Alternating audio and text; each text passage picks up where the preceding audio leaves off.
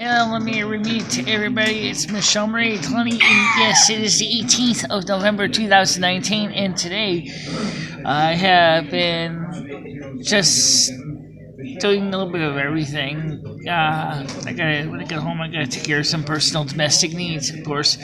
I'm at the soup kitchen right now, and I just wanted to let you know what's going on.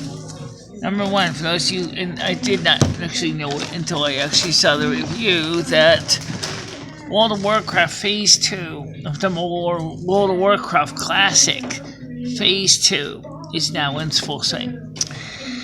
So now the game goes from fairly tame PvE to PvE PvP, which means for us player versus environment only. Now it's player versus environment or player versus player. If you play on WoW normal servers, you by default are playing PvE as long as you're in your home territory. However, if you leave your home territory, you'll become up for grabs for the enemy, even if you are. They done times like, duh, that's obvious. Oh, hold on a minute. It's a little more tricky than that. Let me explain. It's just like with the non-playable characters, the NPCs. If you see an NPC and he's got a gold name up his head, it means he can be good or bad. For example, if you are like my character Vani is, the wolves in the game, which are NPC, you see that the wolves are technically yellow writing.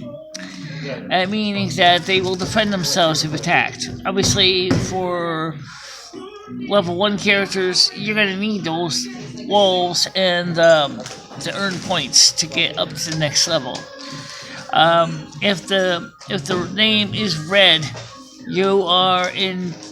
they're aggressive and they will kill you. So you need to be aware of that. Before it was just player versus environment. Now it's player versus player, which means it becomes much more complicated.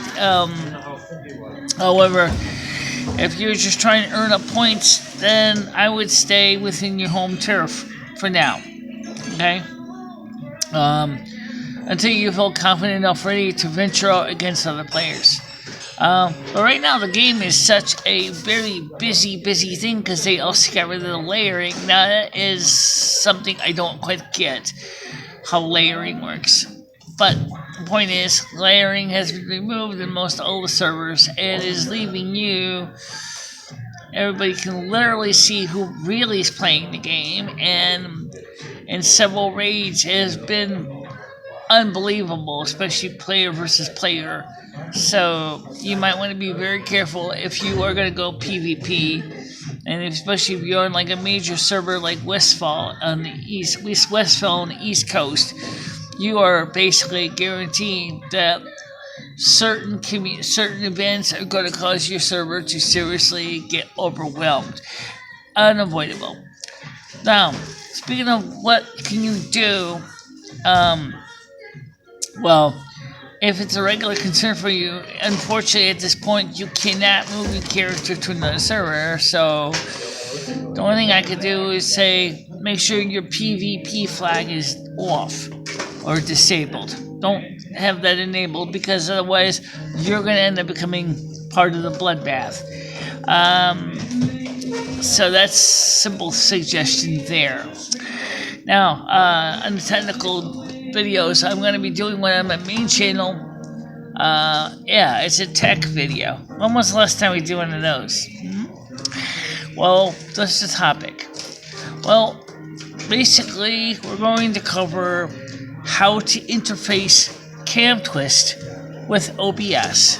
It's really a simple process, but I will explain why you would do it, how you would do it, and I will try to give some tutorials on making it easier for you to understand why you would use Cam Twist with OBS. And I won't go into it right now. This says that it will be covered very soon. I'm going to be working on that. Another videos I'm going to cover is how I do my sound, because I know that you're saying, well, you're using OBS. Why don't you just basically send the sound from your computer through the server and then send your microphone through the system? Well, there's a reason that's a little more complicated. Other than rewiring the thing, it's easier just to do it like I do, which I'll explain all that in a video. Unfortunately, I'm mostly going to have to cover why I don't actually do chats. I'm talking about in-game chats. It turns out that there is no feedback loop avoidance. So if you are using the setup as I'll show you, you're going to have feedback loop like you won't believe. There's ways to work around it, but in this case, I'm going to keep it simple. I'm going to explain it simple and both analog and by digital. Yes, because my mixer has both USB and analog, so theoretically I could cover both sides of the system, the analog and the digital, and that's what I'm going to do. We could even discuss what about routing sound through other devices. We could do that too. We could talk about that also. But I want to keep it simple. That'll be coming up in a couple of days. I gotta figure a way, the best way to demonstrate that and not potentially make a big giant mess of things. Are we gonna have a live stream Saturday? We didn't have one this week because I snored through it. I'm sorry. Yes, we will. I will plan it. I will do it. When's the next live stream for the World of Warcraft? Well, not today, publicly. I will be playing some World of WoW. I did Warcraft. I played some already this morning to give Vanya up a few more points. So yeah, there will be some more World of Warcraft live streams, maybe in the next day or two. That will be, look right here, watch this space, and you will see when they're live. That way I'll make it easy. That way I don't have to worry about repeating myself and then have you complain that I didn't keep my promise, okay? I'm going to try to arrange to have you watch the show and everything like that. Yes, I did put my headband, by the way. Where was it? It's in the kitchen.